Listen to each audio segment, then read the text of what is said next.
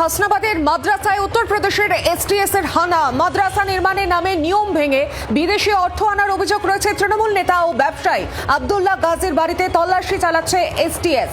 পরিবারের সদস্যদের জিজ্ঞাসাবাদ করা হচ্ছে। একই মামলায় 2 বছর আগে গ্রেফতার হন আব্দুল্লাহ গাজী। উত্তরপ্রদেশের এসটিএস এর হানা মাদ্রাসার নির্মাণের নামে নিয়ম ভেঙে বিদেশি অর্থ আনার অভিযোগ রয়েছে আব্দুল্লাহ গাজীর বিরুদ্ধে। আরো বিস্তারিত জানবো, সঙ্গে রয়েছেন প্রতিনিধি বিমল বসু। বিমল, কি জানা যাচ্ছে?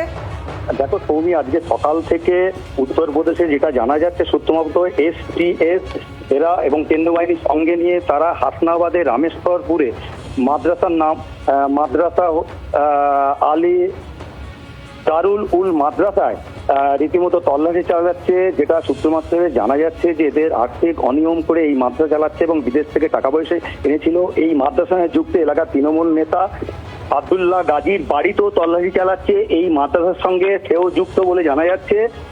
এখনো পর্যন্ত তল্লাশি চালাচ্ছে তার বাড়িতে এবং ওই হাসনাবাদের মাদ্রাসায়। কমে একেবারে বিমল, সঙ্গে থাকো। আমরা শুনবো তৃণমূল নেতা আব্দুল গাজী, তার ভাই কি বলছেন।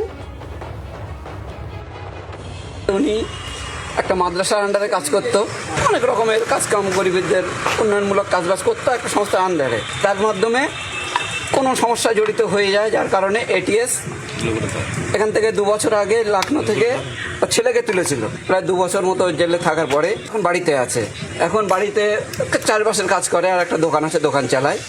ইডি এসছে, এখন শুনতে পাচ্ছি কি কারণে এসছে বলছে না, বলছে আমাদের কাছে সার্চ ওয়ারেন্ট আছে। এলাকার লোক সবাই বলতে পারবে ইনি ওরকম কোনো রকম কাজের সঙ্গে কোনো রকম যুক্ত না।